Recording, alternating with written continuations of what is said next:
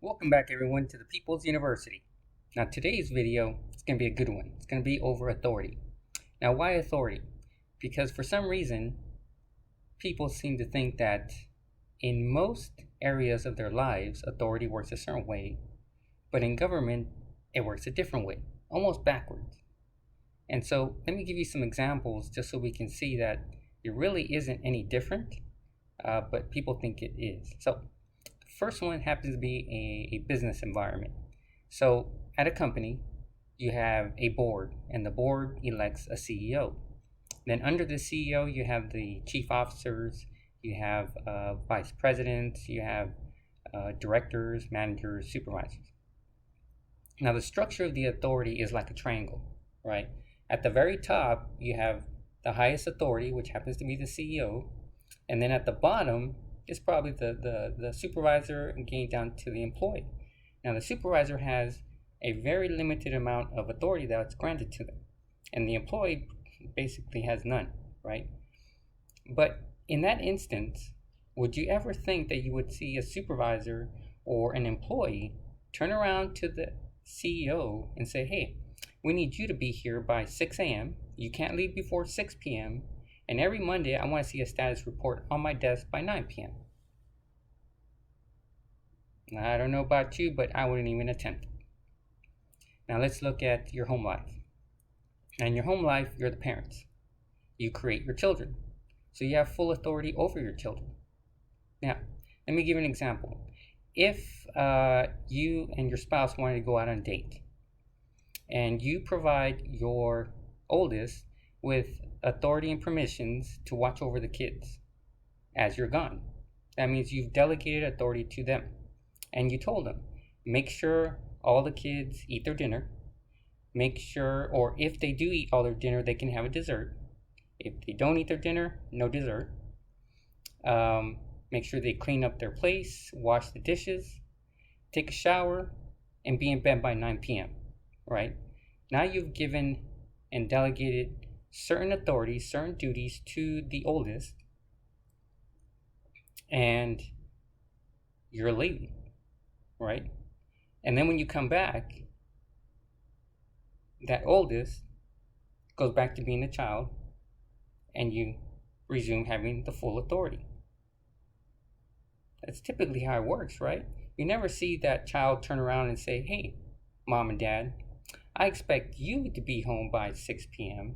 I expect you to be in bed by 9 p.m. And guess what? This week, you're grounded. And I don't know about you, but in my home, that doesn't fly. Now let's look at an educational environment. As a teacher, you're the one that creates the lesson plans.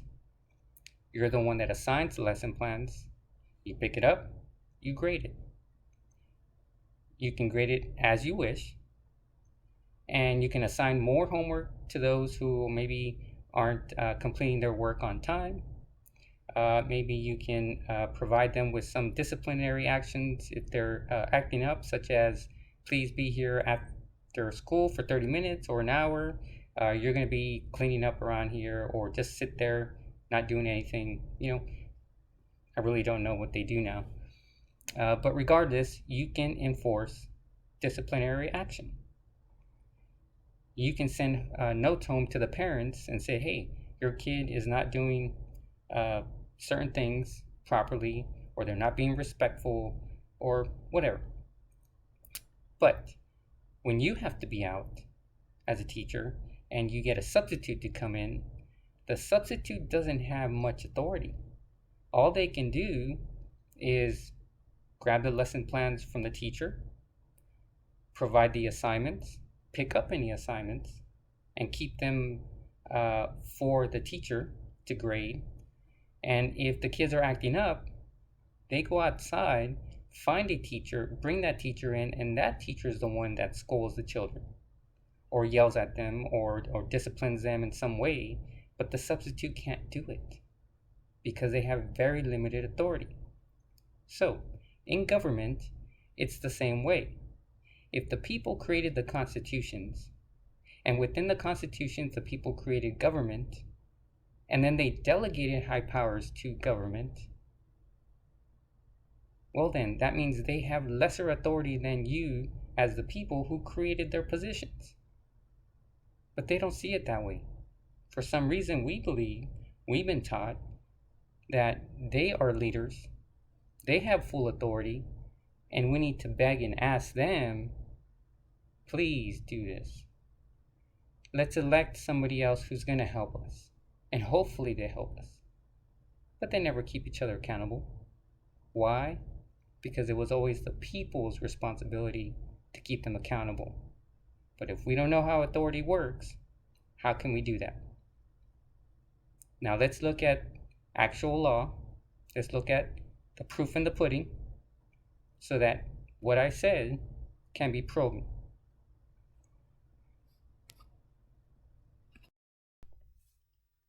Black's Law Dictionary, 5th edition. Authority, permission, right to exercise powers, control over, jurisdiction, the power delegated by a principal to his agent, power of agent to affect legal relations of principal by acts done in accordance with principal's manifestation of consent to an agent. Now, the power delegated by a principal to his agent. That means the power delegated by the people to their servants.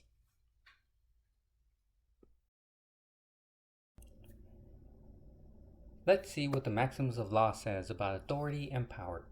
Now, if you remember, Maxims of Law are fundamental principles of law. And it's a good idea to always refer back to them. Now, 11a, a delegated power cannot be again delegated. That means if you delegated authority to your oldest to take care of the other siblings, he's not allowed or she's not allowed to delegate it to the next oldest sibling to get away from having to do the job themselves. It doesn't work that way. Same for government. If you delegated the authority to legislators to create laws that are in pursuance of the Constitution, you cannot create a department like the ATF or the IRS and allow them to create laws. 11b, the derivative power cannot be greater than the original from which it was derived. If you as the parent granted the child authority to take care of the others, that doesn't mean that they now have an authority to turn around and tell you as the parent what to do. In relation to government, if you provided an authority to any branch of the government to do something, that doesn't mean they now have more authority than the people who created the 3 branches of government. 11w, in the presence of the superior power, the inferior power ceases.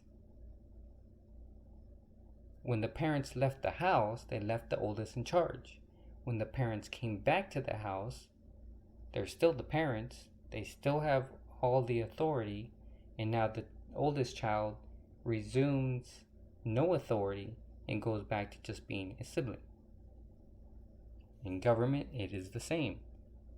You have school board trustees, and you want to go to the school board meeting because you want to either instruct your representatives or you want to let them know of a grievance you have.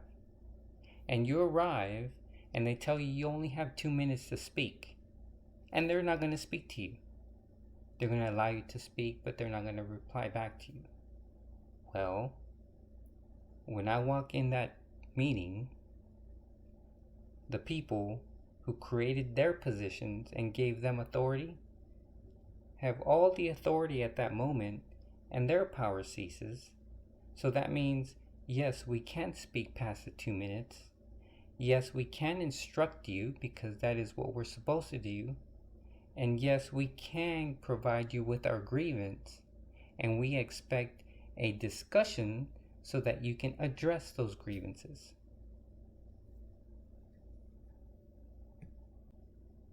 Texas Constitution, Article 1, Section 2 of the Bill of Rights. All political power is inherent in the people, and all free governments are founded on their authority, that means the people's authority, and instituted for their benefit, that means the people's benefit. The faith of the people of Texas stand pledged to the preservation of a Republican form of government. Now, that doesn't mean Republican and Democrat Party. That means a republic form of government, because we are a republic. And subject to this limitation only, they have at all times the inalienable right to alter, reform, or abolish their government in such manner as they may think expedient. Now think about it. This is number 2 in the Bill of Rights at the very beginning of the Texas Constitution. And the fact that we declared immediately that we have the authority over our servants, I think that says a lot. Texas Constitution, Article 1, Section 29. Provisions of Bill of Rights accepted from powers of government to forever remain inviolate. To guard against transgressions of the high powers herein delegated, we declare that everything in this Bill of Rights is accepted out of the general powers of government, and shall forever remain inviolate, and all laws contrary thereto or to the following provisions shall be void. Now, the first thing they put on there was to guard against the transgressions of the high powers herein delegated. 1. Yes, we delegated high powers to our government that we created. But it says to guard against transgressions. Why? Because they came from England. They were transgressed by the king and his army. So they already know we're about to give government these high powers. Most likely, they're going to transgress. So to avoid that, we're going to make sure that we declare that everything in this Bill of Rights, every right that's in here, is outside of the general powers of government. They don't have control over them. They don't have jurisdiction over these rights.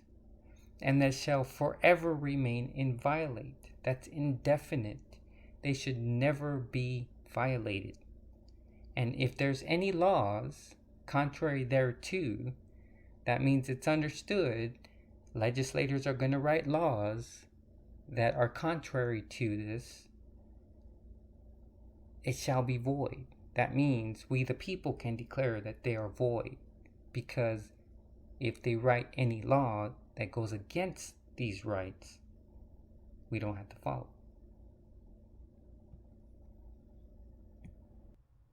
Okay, so now that we know what authority is in the law, and we know how you apply authority based on the law, now we can relate it to our elected servants. So we have 51 constitutions, 1 federal, 50 state constitutions, and those are the granting authorities for all government elected servants. When we feel that they're doing something wrong, or they could be infringing on our rights, that's what we use to ask the question to our servants. Where in the constitutions did we provide the authority for you to do what you're doing, or for you to do what you plan to do? And that's how you deal with servants. So I hope you enjoyed this video. Hope you learned something. Share, like, and subscribe if you liked it. And make sure you join us on the next video, because the next video we're going to be talking about property, and you're not going to want to miss it.